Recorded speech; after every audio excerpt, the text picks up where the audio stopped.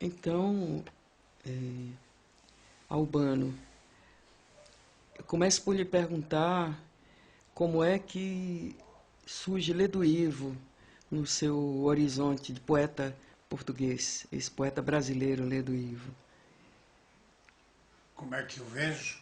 Como é que ele surge no tempo, na sua vida? Foi a primeira vez que ouvi falar dele? Não sei, por mais que peça à minha memória que me ajude, não sou capaz de localizar no tempo o nosso encontro.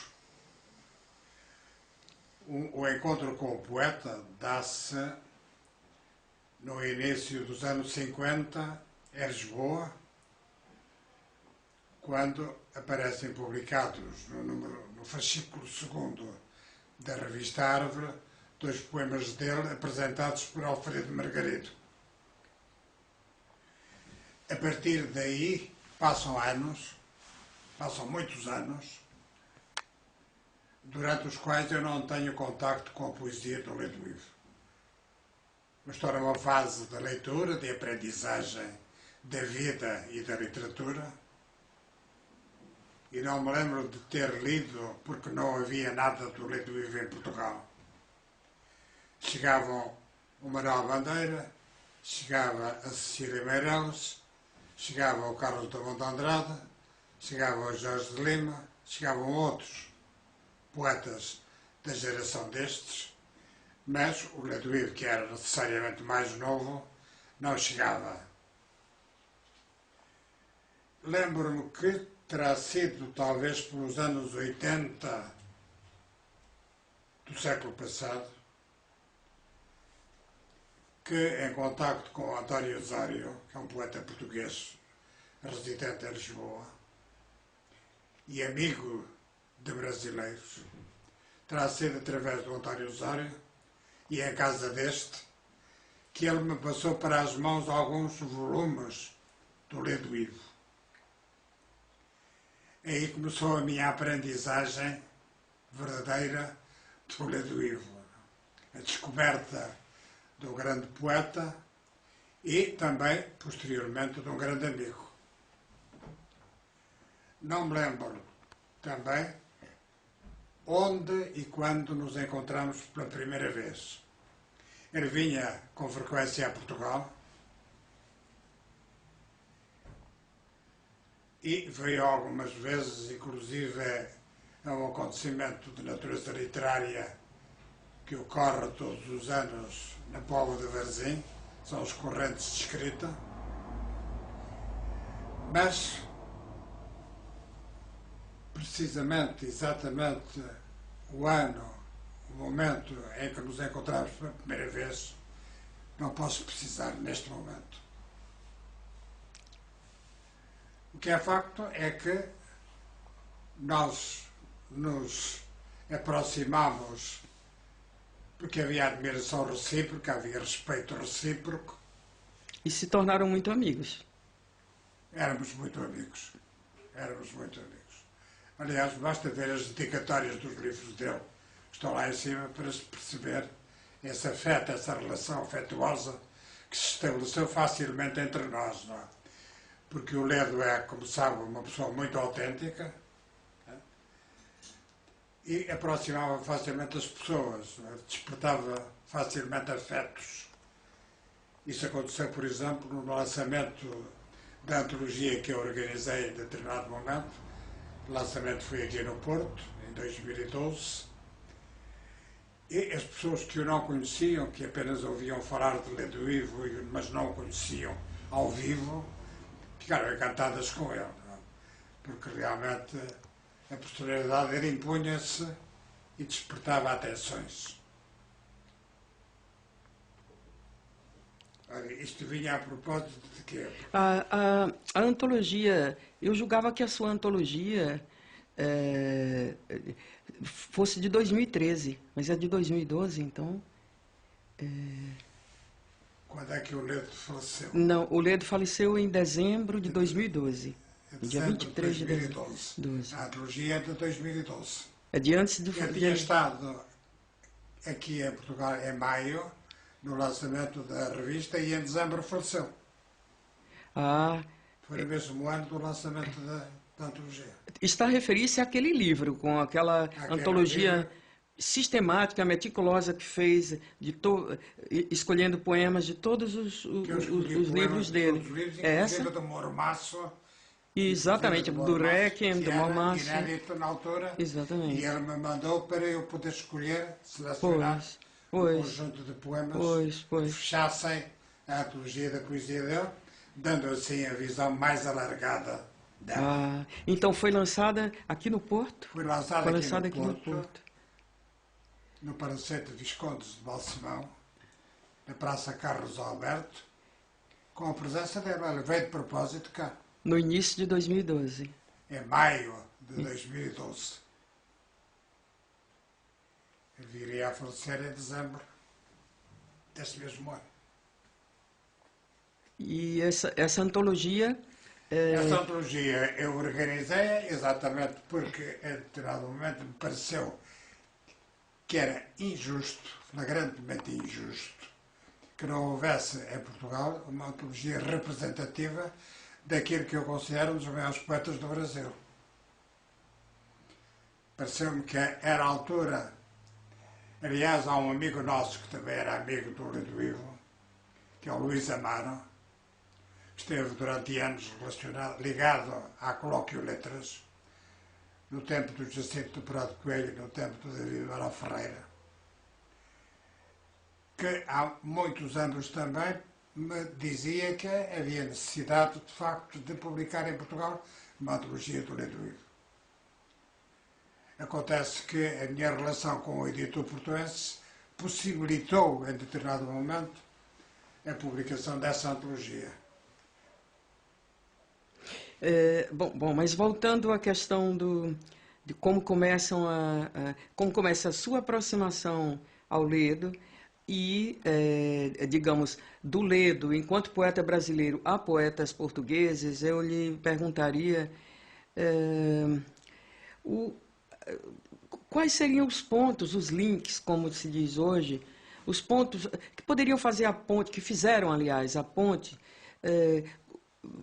os pontos aproximativos, digamos, estéticos, poéticos, da sua geração, das gerações que, digamos, que se sucederam, que se misturaram, que se encontraram entre Brasil e Portugal naquela altura em que ele é publicado pela primeira vez, até agora, quando é publicada a sua antologia. Ou seja, como é que é a continuidade dessa ponte Brasil-Portugal através da poesia, do seu ponto não digo de vista, mas do lugar que você, enquanto poeta português, ocupa, a sua geração, quais seriam os pontos de aproximação entre Portugal e o Brasil, no seu ângulo de visão, assim. Não sei se foi muito clara. Bem, em determinado momento, há aqueles grandes nomes da poesia brasileira que toda a gente conhece em Portugal, no meio literário. E seria natural que, instigado por esses nomes e pela poesia desses grandes nomes, Cecília, Bandeira, Drummond, etc., seria perfeitamente natural que outros nomes viessem agregados. Quer dizer, Portugal estava atento àquilo que se passava no Brasil, como provavelmente o Brasil estava atento àquilo que se passava em Portugal. Portanto, haveria uma natural curiosidade, penso eu, em conhecer outras vozes que fossem, por assim dizer, o prolongamento das grandes vozes da poesia do Brasil, da geração dos Bandeiras e Companhia Limitada, não é? Agora, eu penso que os dois poemas do Ledo Ivo publicados na Árvore não terão chamado a atenção para a qualidade, terá sido pouco, digamos assim, para a revelação de uma personalidade que nessa altura começava a esboçar-se. Porque a Árvore é publicada no início dos anos 50. Ledo Ivo publicou o primeiro livro em 44. é muito próximo ainda, É verdade. estão muito próximos. Não é? Portanto, não há uma visão suficientemente clara sobre as qualidades da poesia de Dom Ledo Ivo, tal como ela virá depois, mais tarde, a revelar-se. E vem a revelar-se mais tarde através de alguns intermediários, chamemos-lhe assim, que são outros poetas portugueses com os quais, por uma razão ou outra, o poeta virá a relacionar-se. Comigo, eu não sei exatamente de que data é a primeira carta, mas penso que é por aí de 83, ou coisa que vale a primeira carta que eu tenho do Ledo Ivo. Eu tenho umas 50 e tal cartas do Ledo. A primeira, julgo que é dessa época. Tem aí consigo Tem comigo. tudo bem organizado, Está bem guardado. organizado, está. E posso perguntar-lhe o que pretende fazer com isto? Que podia publicar, não? Bem, Não sei. em determinado momento pode admitir-se a publicação. O Gonçalo Ivo disse-me que tinha um projeto de publicação das cartas do pai com os poetas portugueses. Ótima ideia. Agora, ele falou-me nisso na altura, aqui há 2 anos atrás, falou-me nisso na altura, quando o pai faleceu. Mas nunca mais me falou. Mandou-me recentemente um catálogo de uma exposição dele, mas nunca mais me falou da hipótese de publicação da correspondência. Porque tem com certeza as cartas do Ledo para mim, as cartas do Ledo para o António Osório, provavelmente, e as cartas do Ledo também para o Luís Amar. Havia um poeta aqui do Norte, que é o Ivo Machado, com o qual o Ledo também se dava, mas não sei se ele terá alguma carta do Ledo. Não? Encontraram-se algumas vezes por aí fora, pelo mundo fora, em recitais de poesia, encontros de poetas, mas não sei se ele tem alguma correspondência com o Ledo Ivo. Portanto, o conhecimento alargado, dilatado da obra do Ledo só virá mais tarde, um pouco na sombra, porque não havia realmente em Portugal um conhecimento alargado da poesia dele. Os livros brasileiros não chegavam a Portugal. João Cabral era mais divulgado aqui. O João Cabral era mais divulgado. A Portugal Editora chegou a publicar um volume antológico da poesia de João Cabral, como publicou um volume com a poesia do Bandeira, outro do Drummond. Qual a editora? Era a Portugal Editora que, entretanto, desapareceu. Que tinha uma coleção de poesia, uma belíssima coleção de poesia, chamada Poetas de Hoje, à semelhança daquela coleção francesa Poetas do Jordi. A Portugal Editora tinha essa coleção, mas reservada a esses poetas, digamos, de gerações anteriores. Ou seja, a geração, do Ledo Ivo, o Ledo Ivo demorou um pouco mais a chegar. Não era conhecido. Então, quer dizer, aquela semente que foram os 2 poemas do Ledo Ivo, lançadas na revista Árvore, não tiveram fruto, não deram fruto. E a repercussão da sua... Eu sei que faz pouco tempo que foi lançada a sua antologia, mas eu lhe pergunto a repercussão, nem digo em termos de grande público, mas em termos de poetas, de pessoas que leram e que... houve retorno, houve ressonância, recepção em jornais portugueses? A recepção, da minha perspectiva, a recepção à antologia foi muito esbatida. Muito? Esbatida. Que não teve larga repercussão, não teve a repercussão que, na minha perspectiva, a antologia merecia. Merece. Não por ter sido eu a organizar a antologia, mas porque se tratava da antologia de um grande poeta, não é? Que estava injustamente esquecido aqui em Portugal. Não? Ou não tinha, pelo menos, a divulgação que, no meu entendimento, ela merecia. Pois. As pessoas andam distraídas, de uma maneira geral, andam distraídas. Andam demasiado preocupadas com o seu umbigo e não veem o que se passa ao redor. Narcisismo, egoísmo. Agora, Nós vivemos realmente numa sociedade com tantos problemas que, na realidade, os problemas da cultura, os problemas da literatura passam à margem. olha, acaba de tocar num ponto nodular, realmente, porque temos agora problemas políticos gravíssimos, Há né? problemas gravíssimos, basta olhar para o que está a passar com as imigrações da África. Que antes era um problema do Mediterrâneo, agora já não é um problema do É um Mediterrâneo. problema É o universal. problema do mundo inteiro. É um problema universal, que afeta-nos a todos nós. O Brasil já está a receber, acho que, não sei se milhares, mas centenas, sim. E isso vai transformar a geopolítica dos países todos, Está a pois não? mudar isto tudo. Os chineses estão a entrar em toda a parte. Como é que se sente, agora esquecendo por um minuto o Ledo Ivo, como é que se sente enquanto poeta e homem de uma geração mais antiga, que viveu uma outra realidade? Eu sei porque eu sou mais jovem, mas vivi uma realidade que, se eu for dizer o que era, ninguém nem vai acreditar, acho eu. Como é que se sente agora nesse mundo? Como vê esse mundo atual? Preocupado. Preocupado. Não podemos deixar de ficar preocupados vendo realmente aquilo que se passa à nossa volta. O mundo está em convulsão.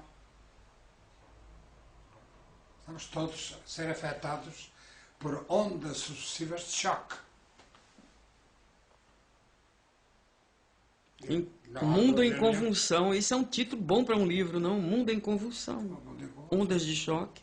Estamos a ser afetados por sucessivas ondas de choque. São ondas de choque. E Nos definiu afetam muito bem. necessariamente, nós somos arrastados. Ora, onde é que isto vai parar? O Pergunta-se. que acha? Onde vai parar? Quem Vai for- parar? Onde é que isto vai parar? E para? Será que para? Não me sabe responder. Qual é o fim disto? Não é?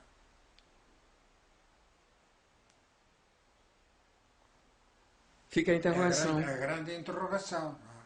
Quem é que pega nisto e põe um travão nas convulsões que afetam a humanidade? Outra pergunta. Se calhar, talvez até. Não sei se sem resposta, mas com uma resposta difícil, não é fácil. A resposta é difícil. Acha que diante disto, de estarmos diante de perguntas tão graves para as quais não encontramos respostas, estamos todos atônitos, perplexos? Então, Estamos todos atônitos, perplexos? acho que devíamos estar todos, porque nos afeta a todos. É o nosso destino que está em causa, é o destino da humanidade que está em causa. Acha que, por exemplo, até os livros estão Está tudo em causa. suscetíveis de um choque Eu acho que violento? está tudo em causa. Tudo aquilo, como dizia o Terêncio, nada do que é humano me é alheio, não é? Nada do que respeita ao homem é alheio. Nos é alheio, não é? A literatura é parte de nós. Acha que estamos mesmo diante de um fim, de uma época? Tudo leva a crer que sim. Tudo leva a crer que, na realidade, a convulsão a que estamos a assistir indicia que alguma coisa está a mudar. Ou que alguma coisa terá que ser feito de radical para alterar esta situação que nos vai provavelmente conduzir ao abismo. Então vou fazer-lhe uma pergunta. Acha que diante dessa situação, desse contexto, os poetas portugueses e brasileiros estão à altura, os poetas em geral, mas particularmente os poetas portugueses e brasileiros estão à altura desse desafio? A poesia atual está a responder, porque veja lá, como fazer um poema metafísico, como os de, não digo, já nem digo Jorge Lima, porque Jorge Lima já é já está depois do Adamastor. O soneto dele já quebrou É a invenção de Orfeu. mas eu digo, pronto, isso, e o livro de sonetos também. Eu digo, como compor um poema como se fosse numa sala, quando essa sala está invadida por náufragos que perderam suas famílias. Acha que os poetas, esse desafio está a ser encarado e confrontado e compreendido pelos poetas atuais, essas gerações atuais brasileira e portuguesa? Penso que não, tanto quanto me percebo, penso que a poesia que se faz hoje em Portugal e no Brasil, eu não acompanho, evidentemente, tudo aquilo que se faz no Brasil. Não. O Brasil é um território tão vasto, não? Toda a gente no Brasil publica coisas, não é? Mas não é possível abarcar aquilo que se faz no Brasil. Já não é possível abarcar o que se faz em Portugal, quanto mais no Brasil. Agora, penso eu que a poesia portuguesa, como a poesia brasileira, se me posso pronunciar pelo conhecimento que tenho daquilo que se faz, penso que passa à margem destes acontecimentos, até porque eles estão a surgir em catadupa, estão dia a dia, hora a hora, a surpreender-nos com novos aspectos. Penso que não, que a poesia de cá e de lá está à margem das convulsões. Aliás, pode-se perguntar se cabe à poesia refletir essas convulsões. Também é uma pergunta interessante. Pode-se perguntar se a poesia deve empenhar-se nessas convulsões ou assistir a elas passivamente. E também aí daí surge uma outra pergunta. Será que é possível essa atitude? Pois eu penso No que meio não. do vendaval? Penso que não. De algum modo, tudo aquilo que afeta o homem acaba por se refletir nas suas atuações e, portanto, na sua escrita, tratando-se de escritores. Acha então que a atual geração tem um desafio maior do que a sua? Ou do que as anteriores? De poetas, a atual geração de poetas? Eu acho que os desafios são permanentes e variados, de diversa índole e de diversa intensidade, não é? E as coisas acontecem independentemente da nossa vontade, não é? Bem, também é verdade. Dá a impressão de que há uma mola, que há um impulso qualquer vital que nos empurra, não é? E nós somos arrastados, não é? Mas varia, a intensidade varia, as coisas variam, os motivos variam, como variam as frustrações, não é? Também. E acha que. Não, acha. Qual era o desafio maior, ou quais eram os desafios maiores da sua geração enquanto poeta? Os desafios maiores da minha geração, do ponto de vista literário, creio que era encontrar uma via que levasse a poesia para um campo mais vasto, de maneira a cobrir, digamos, o universo. O António Ramos Rosa disse isso no ensaio que publicou no número 4 da revista Árvore: a poesia é um diálogo com o universo. Portanto, havia o chamado lirismo bem comportado, representado pela Távola Redonda, que era a revista do David Barão Ferreira e do António Manuel Conte Viana, que representava aquilo que se chamou o lirismo bem comportado, o lirismo de sentido tradicionalista. E os poetas da Árvore que procuraram encontrar novas vias para a poesia, aproximar a poesia portuguesa das grandes correntes da poesia europeia e, sobretudo, a francesa. É isso. E via pontos de contato entre esse desafio e o desafio da geração do Ledo? Enquanto... Não sei em que medida é que o Ledo pode ser invocado nessa altura. Já não me lembro quem é que conseguiu os 2 poemas do Ledo Ivo para publicar na Árvore, mas suponho que foi um poeta que vivia aqui no Porto, chamado Egito Gonçalves, que mantinha algumas relações com a poesia do Brasil. Agora, como eu dizia há bocadinho, eu creio que estes dois poemas do Rei do Ivo surgiram assim isolados e não tiveram continuidade. Porque o Rei do Ivo só virá a aparecer aqui muito mais tarde. Verdadeiramente só virá a aparecer com a antologia que eu publiquei da poesia dela. Ocorre-me agora uma outra pergunta que eu lhe queria fazer, que indiretamente terá alguma relação, mas diretamente não tem relação com o Lei do Ivo, que é o que o Albano pensa sobre a reforma ortográfica, o acordo Sou ortográfico. radicalmente contra a reforma ortográfica. Eu já disse que a língua que eu bebi com o leite materno não é esta. E depois, porque ao mudarem o rosto das palavras, porque as palavras têm um rosto. Eu conhecia aquelas palavras com o rosto. Ação, ator, eu conhecia-as com uma determinada fisionomia. Portanto, para mim, as palavras também são encaradas do ponto de vista estético. Não é só o aspecto linguístico que me interessa, é também o aspecto estético. Acho que as palavras têm uma fisionomia, palpitam, têm cor, têm aroma, e os linguistas friamente pegam nas palavras, esquartejam-nas e tiram-lhes essa fisionomia. Portanto, eu sou radicalmente contra o acordo ortográfico e prometi a mim mesmo e aos meus amigos também, a quem escreva, que continuarei a escrever como aprendi, como bebi com o leite materno. E as editoras têm o dever de respeitar a Absolutamente. sua vontade. Por que não? Eu lhe pergunto isso porque eu continuo a escrever como sempre escrevi e, no entanto, as editoras, quando eu entrego, transformam, adaptam a essa estupidez atual. Tem que fazer a recomendação.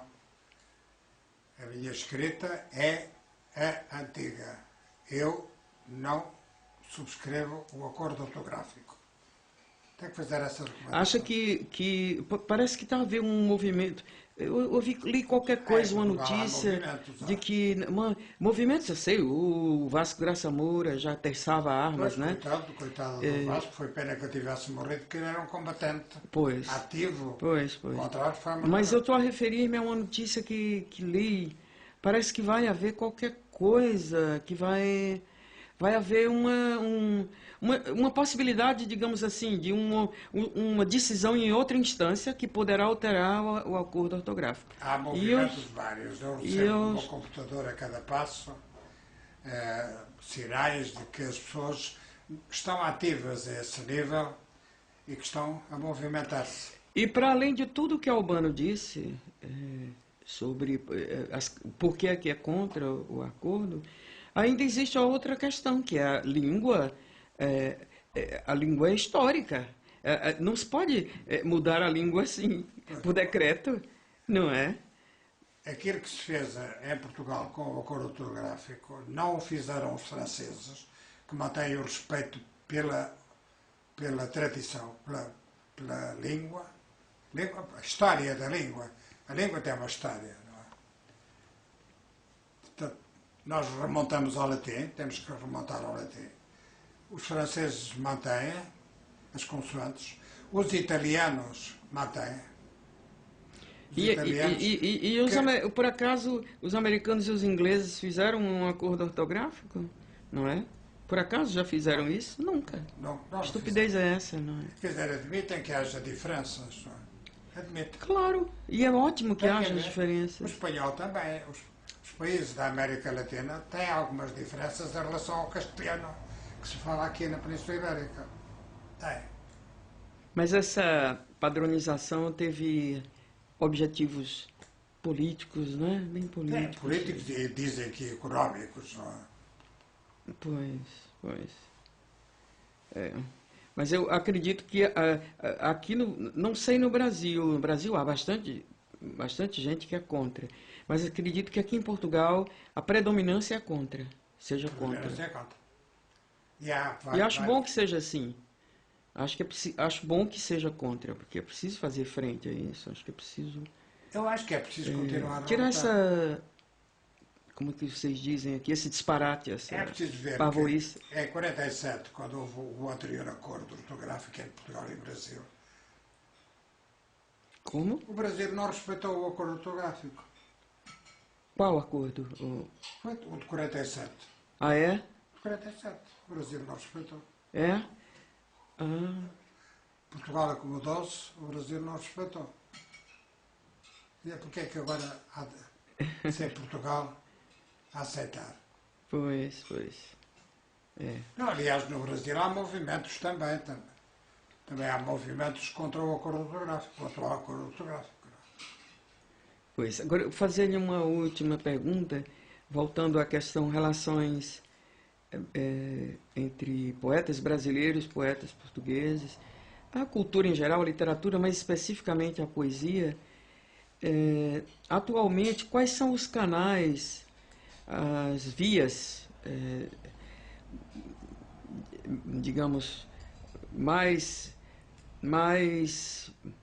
propícias que vê a continuidade desta aproximação? Eu sei que há a questão editorial, por exemplo, sei que a Companhia das Letras agora vem para Portugal, né, que é considerada uma das, se não a principal, uma das principais editoras brasileiras. Há esse aspecto editorial, há as revistas também, sei que a Colóquio Letras publica sempre textos de brasileiros, e há revistas brasileiras e também jornais que publicam portugueses. Eu lhe pergunto, e há também blogs na internet. Atualmente, como é que... Há congressos internacionais, existe aquelas... fazem-se aqueles congressos da lusofonia, luso-afro-brasileira e tal. Onde é que vê, assim, qual seria o impulso e o canal que acha que poderia viabilizar da melhor forma, que correspondesse melhor à realidade do vínculo Portugal-Brasil, num momento, atenção, em que a língua portuguesa está a ser vilipendiada e sistematicamente quebrada no Brasil por um interesse alienígena, digamos, de afastamento da raiz, o Brasil tem aquelas 3 raízes clássicas, né? E há quem queira eliminar uma delas, né? Para, obviamente, em seu lugar, introduzir uma outra que nem sequer como se chama, nós temos as línguas, nem sequer é neolatina, não sei se está a perceber o que eu estou a dizer. Ou seja, como ver qual seria o melhor caminho para fortalecer as relações poéticas entre Brasil e Portugal, ou seja, poetas que falam a mesma língua de uma maneira diferente, ainda bem que falam de uma maneira diferente. Aqui também se fala, de norte a sul, há diferenças em Portugal. Ou se há. Só um pequeno parêntese, eu estive agora no Gerês, Melgaço, Castro Laboreiro, e vi como é que aquela gente fala. Até parecia outro Portugal. Fala. Há diferenças substanciais. Para não falar já do mirandês, que é uma outra língua ligada ao asturo-leonês. Quer dizer, eu penso que alguma coisa tem sido feita na aproximação. Penso, todavia, que a nível governamental deviam ser tomadas outras medidas mais sérias, mais radicais, para permitir a livre circulação, não apenas de pessoas entre Portugal e Brasil, mas, sobretudo, neste caso, os livros. Porque há entraves alfandegários estúpidos, que impedem, de facto, a circulação. Nós continuamos a querer comprar um livro brasileiro, ele não existe aqui nas livrarias portuguesas. como com o livro português, também acontece o mesmo no Brasil. E a razão são os entraves alfandegários. Entraves alfandegários. Bem lembrado isso. Foi muito bom ter lembrado isto. Eu creio que passa por aí e por uma política cultural entre os ministros da cultura de Portugal e do Brasil, não?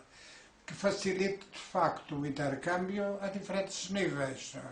Não é apenas congressos, porque os congressos normalmente são realizados pelas universidades. Mas as universidades são instituições um tanto caducas às vezes, não é? Quanto fechadas. Caducas, diria talvez melhor, fechadas. Não é? Portanto, creio que é toda uma política que precisa de ser trabalhada no sentido de facilitar as relações culturais, como se faz com as relações económicas, também se devia fazer com as relações culturais. Um pensamento político, então, e atitude política também. Político-cultural. É por aí. Uma política cultural aproximativa. Os políticos normalmente sabem muito de política, mas pouco de cultura. O que me diz digamos assim, da dupla, da mesma geração, Ledo-Ivo e João Cabral? Prefiro o Ledo-Ivo. Escolho o Ledo-Ivo. Por quê? Porque o Ledo-Ivo sabe que poesia e música andam associadas, não é? E o João Cabral de Melo Neto não sabe. Eu fiquei escandalizado uma vez quando li numa entrevista dele que exatamente na qual afirmava que poesia e música são coisas distintas. Ora, eu acho que não são coisas distintas porque a música, a palavra música deriva de musa. As musas são as inspiradoras dos poetas. E por outro lado, o lirismo anda associado à lira, vem da palavra lira, e que significa que poesia e música estão intimamente ligadas. Daí a minha escolha, por outras razões, por muitas outras razões, a minha escolha, a minha preferência vai declaradamente para o Ledo-Ivo. Ok. E uma outra pergunta, que era agora há pouco, estava a falar sobre poesia e vida, a relação poesia e vida. Acho que estávamos a conversar sobre se a poesia, se é poeta aquele que separa vida e poesia, se... Não pode haver separação entre poesia e vida. Eu creio que a poesia é uma emanação da vida, significa a palavra vida o que significar, e significa muito. É uma palavra ampla, de amplas ressonâncias e amplos conteúdos. Toda a poesia é, na minha perspectiva, uma emanação da vida. Como dizia o Terêncio, nada do que é humano me é alheio, e, portanto, o que é humano é aquilo que entra através da linguagem, que entra na estrutura do universo. Tinha falado de um problema dos poetas em geral, que não sei se de uma só geração, mas de últimas gerações, que ficam no artifício e não... cuja poesia não tem conteúdo de vida. É um puro artifício vazio, não é isso? E aí dizia, sem a vida, a poesia está condenada a morrer, é isso? A poesia... pois sem a vida... A vida é o substrato. Era esta a frase que disse. A vida é o substrato de toda a autêntica poesia, acho eu. Haja em vista o que acontece com a poesia, com o concretismo, com a poesia experimental. A poesia experimental é um artifício, é a pesquisa do vazio, não é? E pesquisar o vazio é criar vazio, é esvaziar. No mau sentido do termo. No mau sentido do termo, vazio. No mau sentido do termo. Eu encerraria lhe pedindo, Albano, que Eu vou encerrar pedindo-lhe que nos fale um pouquinho de como se sente agora neste momento em que tem sido, está a ser ainda, sucessivamente consagrado, mimado, homenageado, premiado, ou seja, reconhecido não só sob o aspecto literário, cultural, mas também até afetivo, não é? E nos descrevesse, porque desde que eu vim a essa minha viagem